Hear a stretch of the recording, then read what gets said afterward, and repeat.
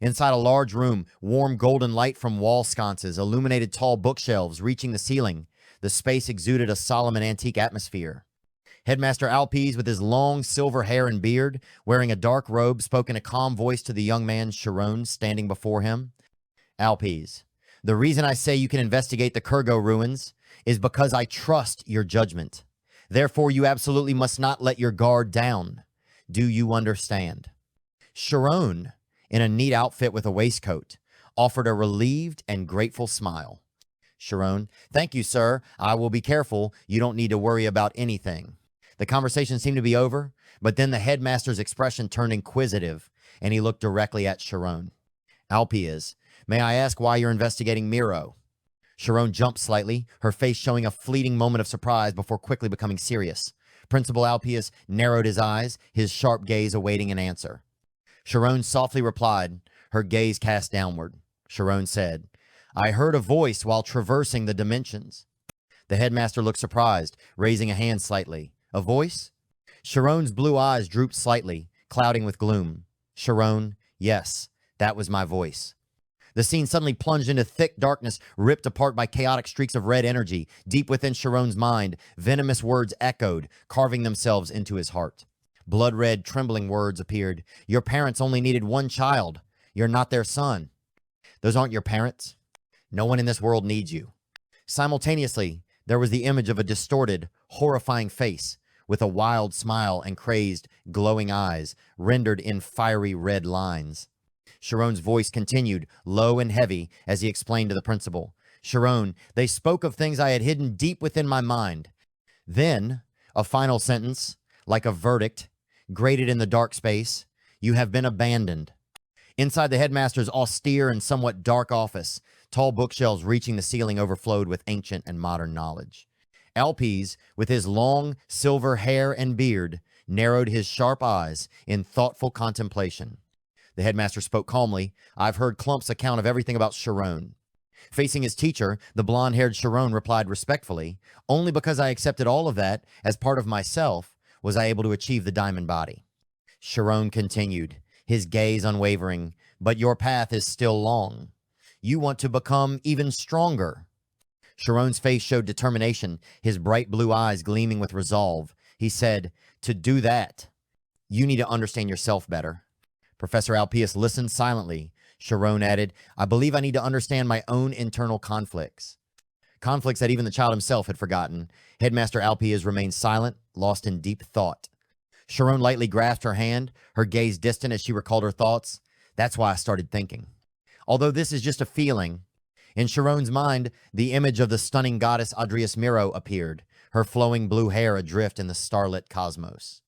She exuded an air of elegance and power, yet also profound loneliness. His voice rang out, if you learn more about her, someone created countless dimensions and chose to isolate themselves.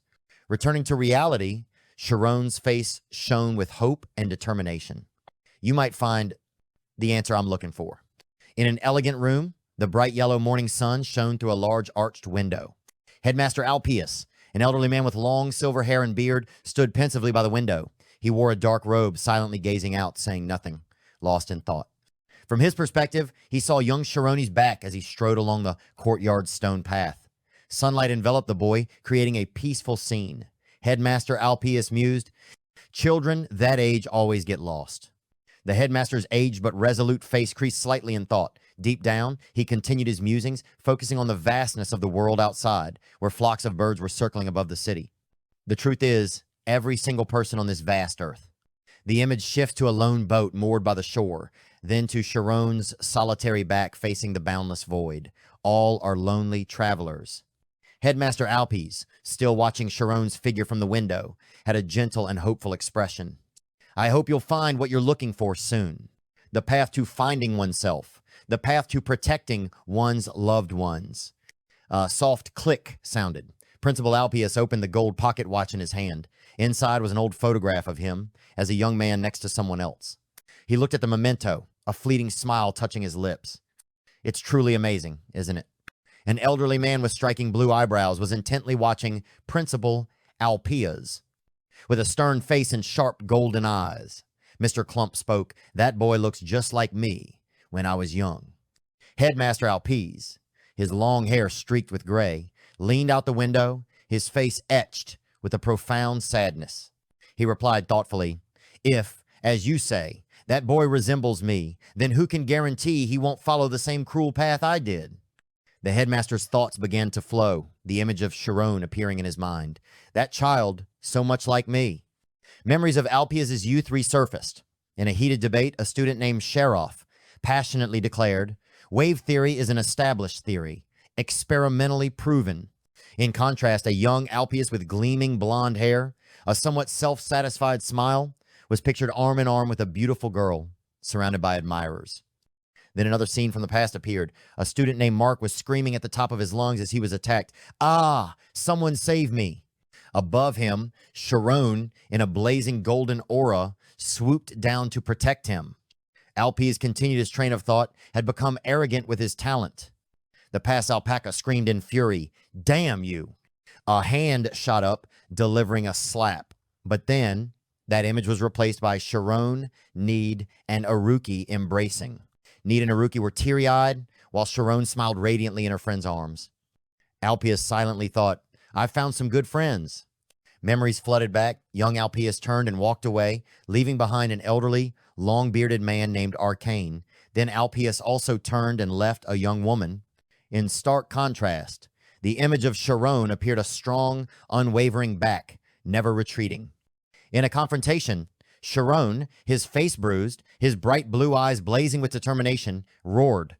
Facing him, the old man Arcane wore a look of astonishment and fury. Alpeas' voice echoed in my mind, "And choose understanding, not fury."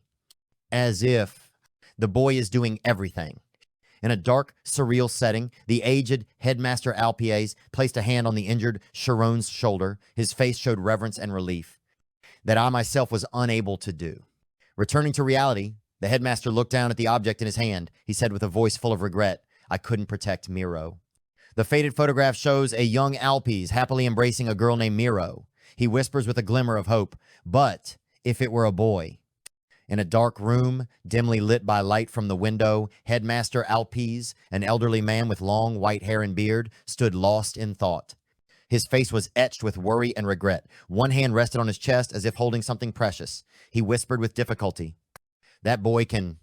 I'm sorry, I had no right." Professor Alpeas clutched his chest, his eyes closed, revealing his suffering. "But please, just this once." The teacher's gaze fell upon someone lying on the bed. Then he offered a weak prayer. "Can we hope again?" The scene abruptly shifted to a beautiful sunny day outside the gates of Alpeas Magic Academy. Eruki, the green-haired boy, turned to his companion with a serious expression. "Have you talked to the headmaster yet?" "That guy named Miro?" Shirone, a blond young man with a suitcase in hand, calmly replied to his friends on the brick-paved road. "My teacher told me to try investigating the Kergo relic. I didn't think the teacher would allow it so easily." Hearing that, Eruki raised both hands to the sky, exclaiming in astonishment, "Oh, really?" Meanwhile, Neid yelled, his face completely shocked. "You mean that famous landmark? You're actually going there?" Shirone's chibi face appeared, and he cheerfully confirmed, "Yeah, I'll go during the break." The scene shifted to a farewell. Eruki looked sad and said, "I want to go with you too, but..." He clutched his head in despair, thinking of his family. "My father won't leave me alone." A huge, ornate carriage, pulled by magnificent horses, stood majestically on the road. Neid stared, mouth agape in astonishment. "Wow, I've never seen anything like this before." Both Neid and Shirone shared the same thought upon witnessing such extravagance. "Right, he comes from a prominent family." Three close friends, Shirone, Neid, and Eruki, were saying goodbye beside an elegant carriage parked on the city's cobblestone street. Standing beside the carriage, Neid sighed, a slightly troubled expression on his face. He put a hand on Eruki's shoulder and said, "My family is the same, though it's different from your situation." Eruki replied briefly, offering encouragement, "Good luck." Neid turned around, his gaze becoming thoughtful, but on second thought, it is quite surprising. His face lit up in surprise, his green eyes widening in recollection. He continued, "The thing is, Shirone met the first chairman of the supernatural spirit group." A blurry image appeared, showing the silhouettes of three figures standing before cubic structures. Neid continued his train of thought. "Mikia Gaold, the head of the Magical Association, also a founding member. Eruki stood beside them, arms crossed over his chest, adding, I heard the creator of the Istus formula is also a founding member. He looked at Neid, still slightly astonished. Who would have thought there were so many incredible people in the association back then? Turning to Shirone, Neid said with a touch of reproach and affection, Shirone, you should have told us at school you were going to investigate. Shirone, with her blonde hair and calm face, smiled gently and nodded slightly in reply. I'll be sure to let you know. The carriage began to roll. From the window, Neid poked her head out, waving a handkerchief and saying wistfully, Shirone, Eruki, take care. He yelled, his face screwed up, as if about to cry, I'll write you guys a letter. From another window of the carriage, Eruki reached out and gave a decisive thumbs up. Standing on the street, Shirone smiled radiantly, waving goodbye to the receding car. He cheerfully shouted, take care. He continued to shout, promising his friend, let's meet again in a month. In the magnificent Ogent Reina mansion, in the capital city of Bashuka, the scene was chaotic, with clothes scattered on the steps leading to the hall.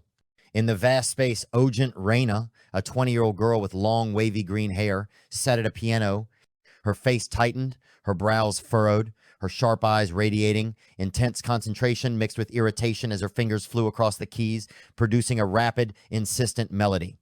Hidden behind a wall, the boy Rian cautiously peeked out to observe. His face was filled with horror.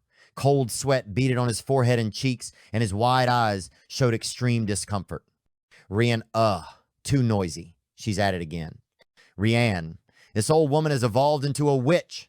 Immediately afterward, the piano erupted in a furious, violent cascade of sound, possessing a destructive power that seemed intent on annihilating everything. In a dimly lit room, a terrifying aura filled the space. There, Ryan's older sister Reina sat, her long blue hair flowing, her eyes glowing with an eerie red light. She raised a finger, her whole being radiating danger. Rian hid in the corner of the room, thinking to himself, Rian, she's definitely in some sort of trance. How many days has she been like this? If I disturb her concentration, it won't just be a beating I'll get. Deciding against risk, Ryan tiptoed cautiously into the room. Rian, I'll sneak in and get my things quietly. But instantly, a shoe flew in from nowhere with terrifying speed, spinning through the air and striking Ryan squarely in the forehead. Ambushed, Ryan threw his head back, his mouth agape in shock and pain. Ryan, From the opposite side, Reina rose, adjusting the lapels of her white cloak with both hands. The fiery glint in her eyes was gone, replaced by a weary, yet still cold expression. Her voice echoed as she spoke. Reina, I kept wondering which stray cat was hanging around here, Reina. Turns out it's you. Reina stepped forward, her expression serious, extending her hand in front of her terrified younger brother. Sweat poured from Ryan's face, a trickle of blood flowing from a wound on his forehead. Reina, give it to me. Reina, your report card. Hearing his report card, Rian was stunned, screaming in despair, his face contorted with pain and fear. Rian, do you think I'm a child? Why would I show you? Inside a lavish room with crimson curtains, Ryan lay face down and motionless on the floor, beside a pool of bright red blood. Standing above him, Reina, his older sister, authoritatively stamped on his back. With her wavy green hair and pristine white dress, she looked incredibly beautiful, but her face was darkened by anger, her hand waving a piece of paper. In a cold, threatening tone, she spoke. Reina, you should listen if your older sister speaks softly. Reina glanced down at the paper in her hand, her sharp eyes flashing coldly. But as she read carefully, her eyes widened in astonishment, and sparks of furious anger seemed to flash around her. She couldn't believe what she had just seen, her mouth agape. Reina, wait a minute. This, last place. Are you crazy? Still reeling in shock, she asked. Her voice strained. Reina, but what the hell is a schema misinterpretation? Could it be something like a phantom pregnancy? At that moment, Ryan sat up amidst the scattered clothes on the floor. He turned around and yelled defiantly at his sister. Rian, who cares? That's just how it is. From behind, Reina's grip tightened in anger. She screamed. Reina, you idiot, what's so hard about using schema? Scolded by her sister, Ryan yelled back in frustration and despair. Ryan, I can't do it. Understand? Rian abruptly stood up, grabbed their luggage, and turned to leave. Rian said, forget it, I'm going. Immediately, Reina reached out, grabbed the back of Rian's collar, and pulled him back. She decisively ordered, Reina, where are you going? I'll stay home. In a dark, stuffy room, a tense conversation began between two sisters. Reina, Ryan's older sister, narrowed her sharp eyes and commanded, "Once we're done here, we're going to see grandfather." Hearing that, Ryan jumped, his face turning pale, sweat pouring out. He yelled in a panicked and desperate voice. Ryan, "No, I have a prior engagement. I promised to go on a trip."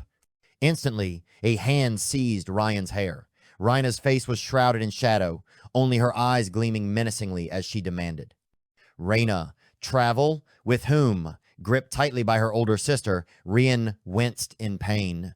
Rian, ouch, gulp. Reina's grip tightened, her voice dripping with scorn. "You don't have any friends. Who is it?" Cold sweat trickled down Rian's neck. In utter terror, Rian thought, "I have to choose my words carefully." A horrifying vision flashed through Ryan's mind, his sister transformed into a demon with flowing hair, blazing red eyes, and a terrifying smile. Rian thought, "If I say I'm going on a romantic trip with Shirone, she might kill me. Nothing scarier than her jealousy." He continued to silently curse in his head. Rian thought, "Shirone, you bastard, you should have known about my sister's true nature. Asterisk."